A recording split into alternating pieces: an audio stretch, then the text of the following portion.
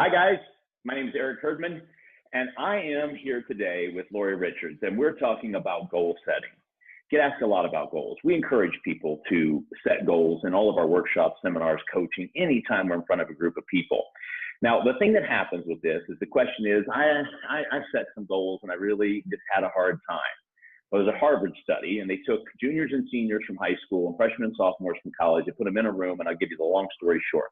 The group was split in half, and the group that wrote down their goals and put them someplace that they were forced to look at them every single day achieved their goal at 77% higher than the group who didn't do these things. One other thing that was noticed, the people doing the research noticed, is that the group that wrote down their goals and looked at them 2 or 3 times a day overachieved. In fact, 25% of the group overachieved. So if they said, I want to lose 20 pounds, they lost 25 pounds. If they want to save $1,000, they saved $1,200. So that's where I always go to. And I don't mean that as like the low-hanging fruit, but that's the challenge question when someone says, well, I kind of had a hard time achieving the goal. I say, did you write them down? Did you put them in writing? Yeah. And then I get the, no, you were just trying to think about them. Yeah. Did you look at them? If you did put them in writing, did you look at them every day? Well, no. So those 2 things right now, as I'm getting ready to throw this over to Laurie, those 2 things are the things that I would offer you. Make sure your goals are in writing. Make sure you're posting them somewhere where you can look at them every day. Laurie, what do you do with this question when it comes up? You know what, there are 2 things that I think are so important communication-wise. You know, that's my area, not productivity, but communication. And I believe communication is a huge part of our productivity. 80% of our time is wasted because of poor communication skills. And part of that, when it comes to goal setting, is 1, be careful who you tell. Because there are some people who will tear you down and they'll knock you over from even starting. They'll say you can't do it. And so be very careful who you tell that you've set a goal, because they can stop you before you even start. Don't let that happen if this is really a smart goal for you, a good goal for you. And the second is to stand up for yourself as part of that goal.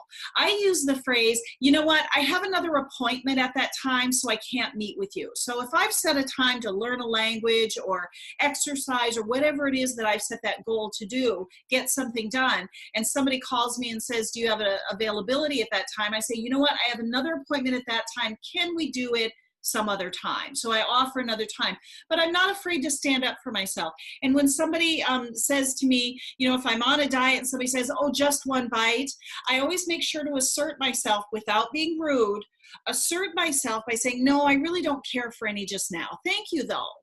You know, so make sure that you're protecting yourself, not being rude to someone else, but protecting yourself with your own goals. That'll help. One thing, I just want to add this in. I think it can be valuable to people watching. What do you, when keep it to yourself comes up, what about the argument that some people have for putting certain things out there as a way to leverage you, like posting, hey, I'm doing this over the next 6 weeks on social media, so all your friends are seeing this. What do you think? Yeah. You know what? There's no one way. And if you're a person that has other people that hold you to something, then that might be your best approach. But a lot of people feel like the reason they don't set goals is because they haven't been able to achieve them, and they're highly influenced by people with negativity. If you take a sheet of paper and write down the people who support you on one side and the people who don't on the other side, take a look at where that is and whether you're talking to people who support you or whether you're putting that out there to people who don't support you. So make sure you've got that support system. Really important for anyone, but be careful who you tell. Sometimes social media is not the way to go.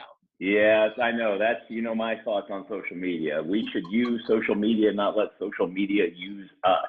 Yes. Guys, you are here today with Laurie Richards, insightful communication problem solver, best-selling author. Connect with her where you're watching this video.